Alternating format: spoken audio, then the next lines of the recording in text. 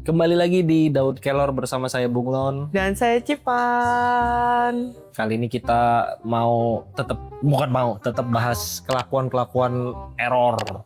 Tapi ini nggak error kali ya. Kita mau bahas ini kan tadi. Kita rencananya mau bahas tentang budak korporat. Budak korporat. Relate banget gak sih? Apa tadi cerita temen lu yang gimana dia? Mau yang mana sih? Kita nih bahas budak korporat. Banyak temen lu ya yang aneh. Banyak temen lu yang error. Tapi pernah gak sih sebudak korporat kita pengen ngerasain resign tapi belum punya kerjaan baru? Itu tiap hari gak sih? Iya lagi ya. Pengen resign tiap hari. Enggak loh, gue gak pengen resign loh. Gue takut banget nih kalau orang kantor gue denger tiba-tiba ya kan dipanggil sama HRD. Enggak dong. Lo nggak sih? Pengen resign itu kan berarti kan kalau secara ini kan pemutusan hubungan kerja. Ya dengan baik. Baik. PHK, iya. Ya, resign itu kan mengundurkan diri gitu. Iya. Kan mengundurkan diri itu ada banyak. Satu, mengajukan surat pengunduran diri. Yang kedua, meninggal dunia. Juga mengundurkan diri. Ini pilihannya sampai di situ ya. Loh iya, Ya. juga mengundurkan diri kan? Ya. Karena kan tidak bisa bekerja lagi. Ya. Nah, tapi gak ke arah sana. Enggak lah. Ini kan, lu kan tadi Civan bicara tentang temen lu yang curhat, Yes. mau resign tapi dia belum nemu tempat gitu ya. Yes. Terus apa ya, yang lu nasihatin apa ke dia? Jujur secara logika sih gue bilang kayak bertahan ya dalam kondisi saat ini dan kebetulan dia sudah berkeluarga, nggak gampang untuk cari kerjaan baru. Istrinya tapi dia cowok kan? Cowok Istrinya bekerja. Oh, Itu untungnya. masih ada ini sih safety net lah istilahnya. Ya untungnya ya, jangan sampai kita pasang lagu untungnya Iya. nggak receh banget. Aduh, Apa Ya. secara kehidupan sih gitu. Secara minimal kehidupan. dia masih bisa makan. betul. Itu kan yang perlu kita ini kan. Dan harusnya sih menurut gua kalau dia udah punya keinginan resign, at least dia punya tabungan. Punya, Gitu. kayaknya punya sih. Supaya seenggaknya kan nggak kosong banget. Kita akan ngebahasnya ringan-ringan aja ya. Tapi gue pernah ngejokes juga bareng bos gue gitu ya. Jadi kelakuan gue tuh agak absurd sebagai karyawan gitu. Kayak beberapa menurut mereka gue nggak masuk akal lah ya. Tapi, dan gue pernah diancam kayak, yaudah deh Van, kamu minta aja surat ke HRD misalnya gitu ya. Oh guys, you know what, asik. Gue jawab, emang berapa kali sangonnya? Kalau 4 kali gue terima deh gitu. Ya. Jadi kayak kita butuh modal nggak sih buat ngelanjutin hidup gitu ya.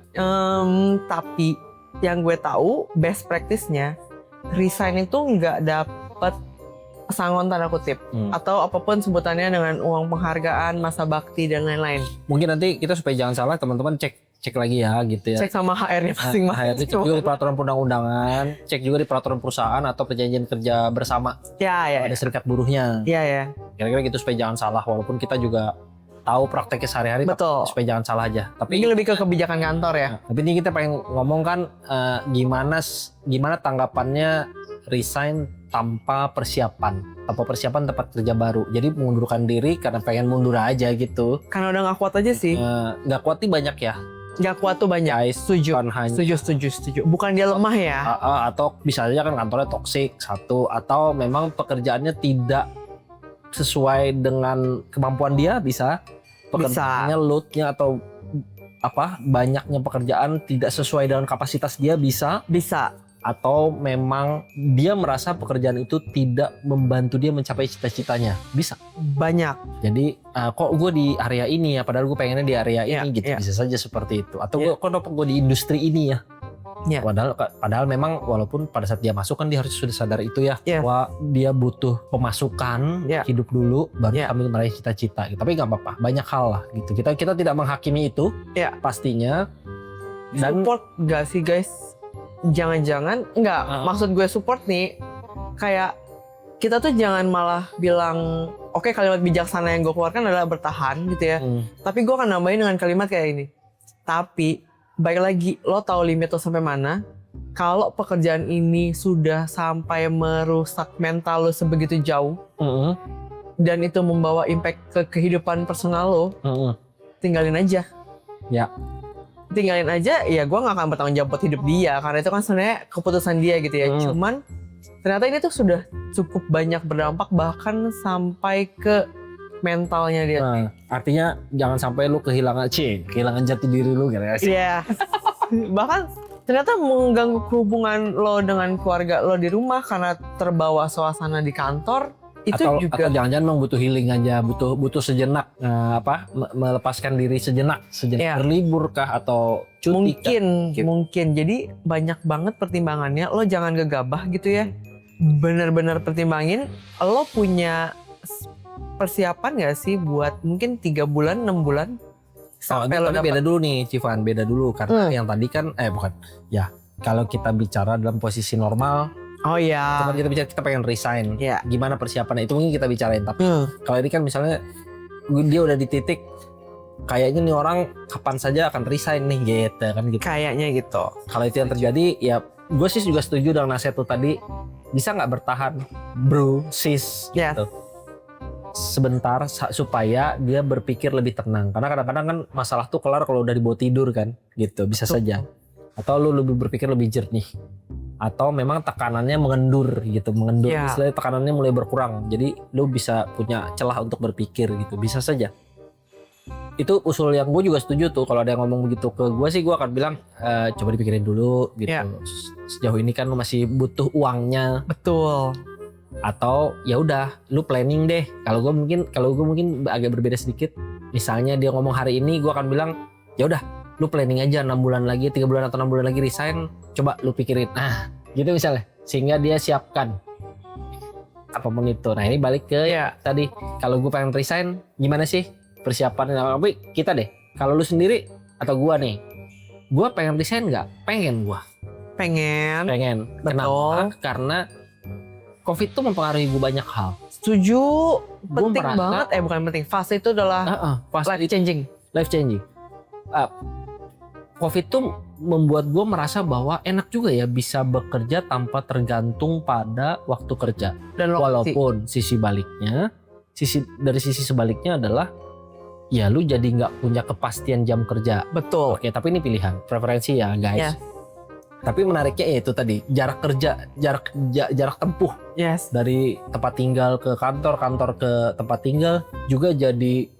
Lu kalau di Jakarta kita nggak bisa bicara patokan kilometer. Nggak bisa. Berapa menit, berapa jam perjalanan itu.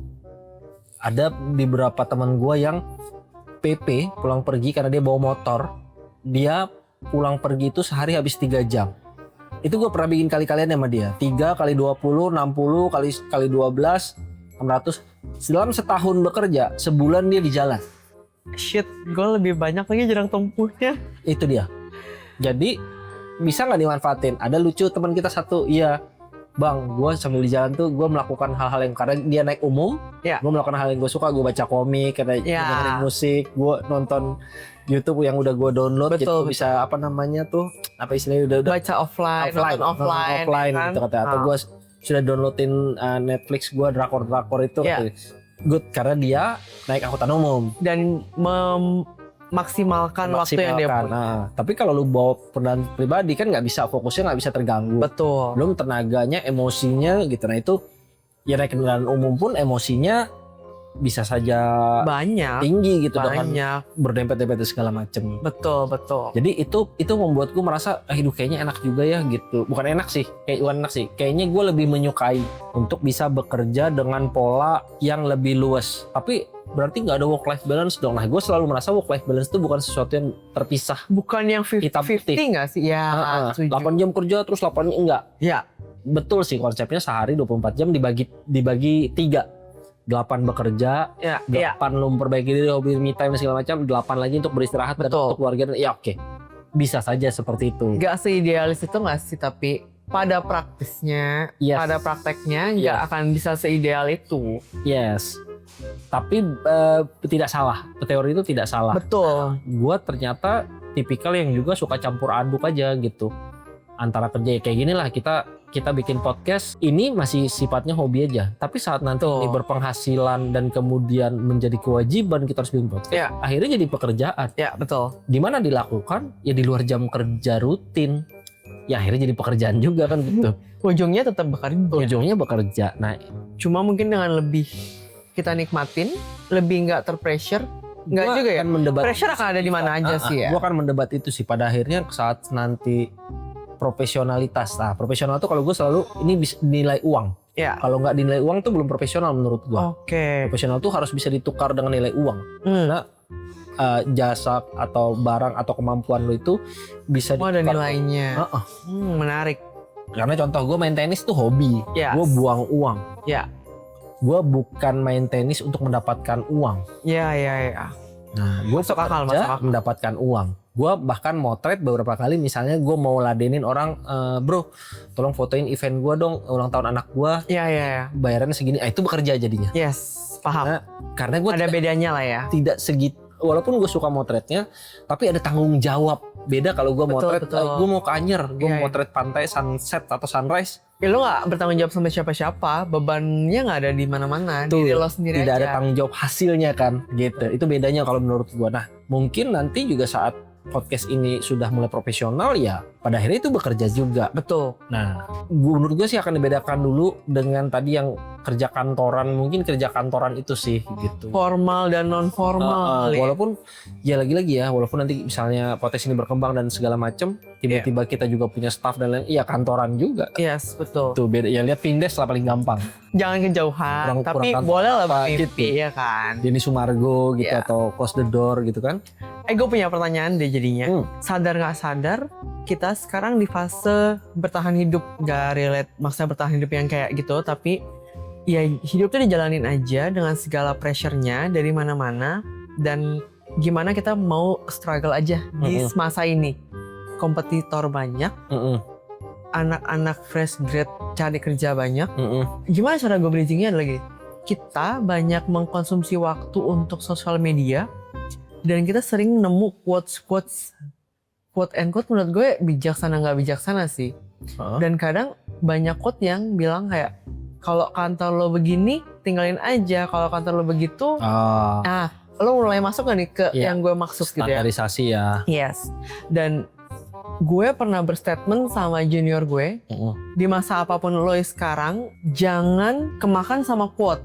Karena quote itu bijaksana tapi nggak kasih lo makan. Betul. Iya kan? Itu betul sih. Iya kan? Nah, tapi itu tuh bisa nge-trigger lo buat kayak, oh iya juga ya, bener juga ya gitu kan. Jadi kadang itu bisa jadi satu trigger, lo pengen resign dari kantor. Nggak apa-apa, baca quote. Mungkin ngasih lo semangat, tapi mungkin juga bikin lo nggak bersemangat.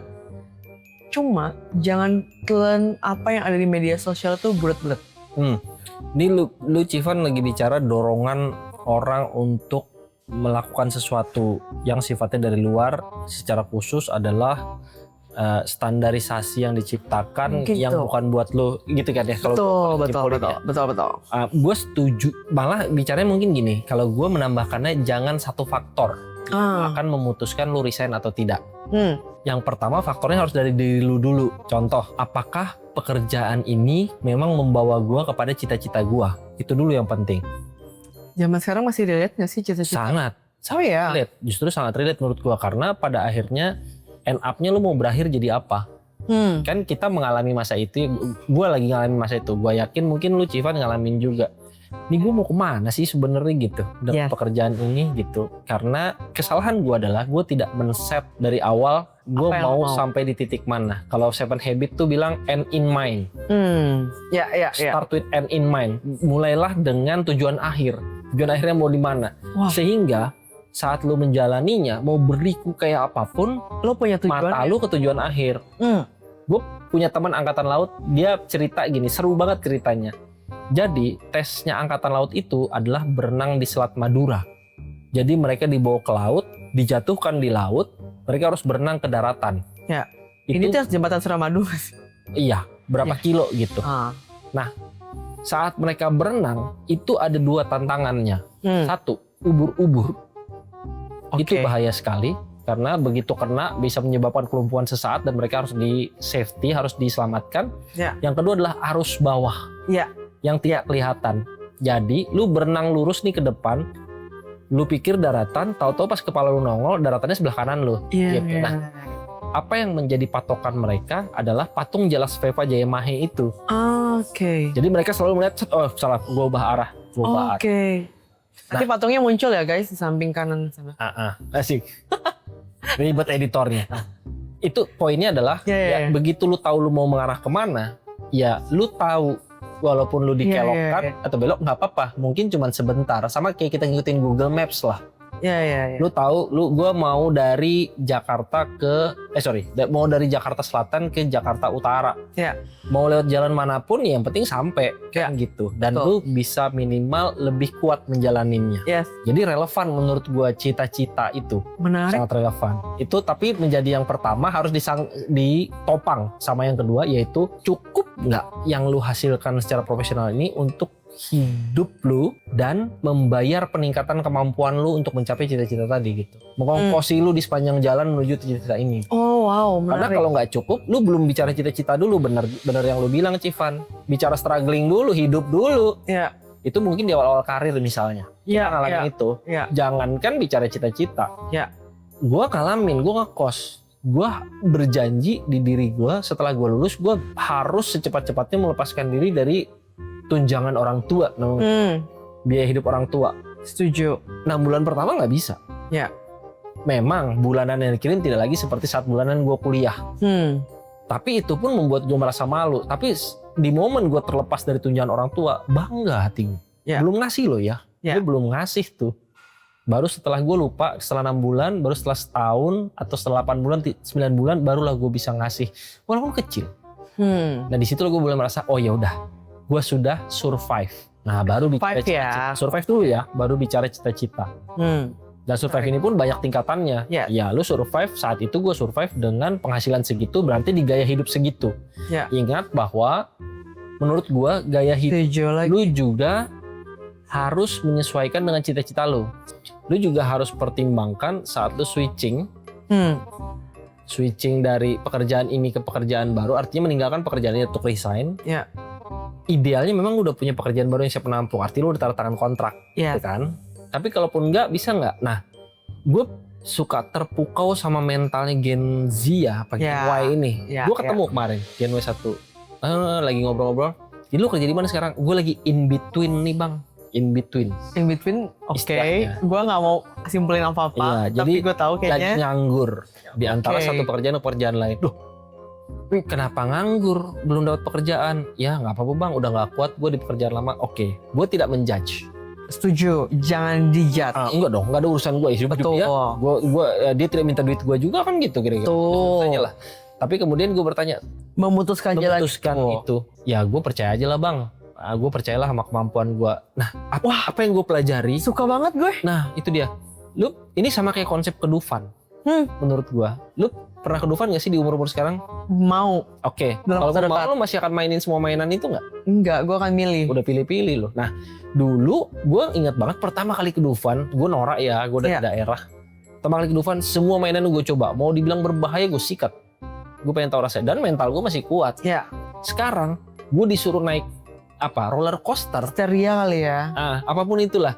Udah mikir gue kayaknya. Mungkin gue paling Istana Boneka tuh atau Arung Jeram gitu yang safety-nya lebih bagus. Niagara Fall boleh lah yang turun gitu. Air juga kan ya. Atau malah komedi puter atau apa namanya? Biarlah. Ya oke lah. Ketinggian gue tidak parno soalnya. Tapi kalau disuruh naik roller coaster, jantung gue pindah. Kora-kora. Bukan berarti gue tidak sanggup, gue main tenis ya. Artinya secara kardio juga menurut saya cukup dan kayaknya mental gue bagus. Gue merasa itu bodoh gitu. Nah, entah kenapa bener yang dibilang orang-orang tua itu, lu semakin tua semakin banyak ketakutan lu. Padahal kan kita nggak akan masuk ke agama yang ngeri banget kalau enggak dong. Kita menyentuh zona yang berbeda. Tapi keyakinan dia bahwa ya gue yakin ini. Gue iri gitu, Iya juga ya. Gue lupa lagi gue harusnya punya perasaan itu. Nah, gue segitu nggak pedenya, segitu banyaknya yang gue pikirkan, segitu ketakutannya gue sama masa depan. Padahal kayak yang dibilang orang, ini value tapi ini temen gue bangke kalau ngomong. Ya lu kayak masih datang ke kantor aja besok, ngerti gak lu maksudnya? Itu tadi resign. Iya. Juga ya, ntar malam kayak masih ketemu aja kita katanya. Iya. Bercandaan yang bener. Usia kita sudah memungkinkan kita bercanda tentang kematian ya. Usia sebenarnya ya baik lagi usia berapapun kematian nah itu dia mengikuti aja. Nah itu dia. kayak tadi balik lagi ke temen lu tadi Civan, nggak bisa juga kita, menurut gue nggak bisa juga kita mengatakan lu salah lu. Betul. Ya kita nggak tahu rezeki-rezekinya dia loh. Tiba-tiba dia keluar nanti malam dia ketemu investor, lu kayaknya misalnya gitu. Betul. Ya anggaplah lu dapat durian runtuh gitu istilah bahasanya kan, atau lu Cinderella story gitu. Cinderella story. Kan Iya. tiba-tiba hidup lu melejit, drama Korea lah. Iya. Drama Korea atau sinetron Indonesia lah yang dia gadis miskin yang ditabrak oleh pemuda kaya gitu. Gila. Bisa aja. Bisa. Dan tapi itu bisa gitu. Tapi mungkin yang gue akan tutup dengan kalimat ini sih ya. Kalau temen lo curhat, mungkin kadang mereka nggak butuh nasihat yang panjang. Dengerin dulu aja dan support yang lo bisa. Entah lo punya sesuatu yang bisa lo share ke dia atau enggak, atau mungkin ya udah lo punya channel dan bantuin dia cari kerjaan tuh juga udah cukup buat dia lo support gitu. Jadi nggak perlu nih banyak kalimat bijaksana. Disupport aja deh gitu. Kalau dari gue sih mungkin itu aja. Jadi ada kalimat menutup mungkin dari Bung Lon? Kalau gue sih, kalau lu pikiran resign, yang pertama tarik nafas dulu. Oke, gue tarik nafas. Kedua, tetap bekerja, terus bawa tidur dulu, dan mulai pikirkan bagaimana strategi untuk resign-nya. Nggak apa-apa, tapi ada strategi. Sehingga minimal kasarnya gue bilang tuh karir atau hidup lu atau pekerjaan lu nggak patah. Itu aja. Nggak apa-apa kalau mau resign. Tapi kalau ternyata jangan-jangan nih setelah lu bawa tidur, jangan-jangan cuman karena situasinya kayak doang. Nah bisa saja. Jadi ya itu kira-kira episode kali ini. Nanti kita akan bahas lagi mengenai budak korporat di episode-episode berikutnya ya Civan ya. Yes, setuju. Thank you, sampai ketemu lagi. Thank you. Dadah.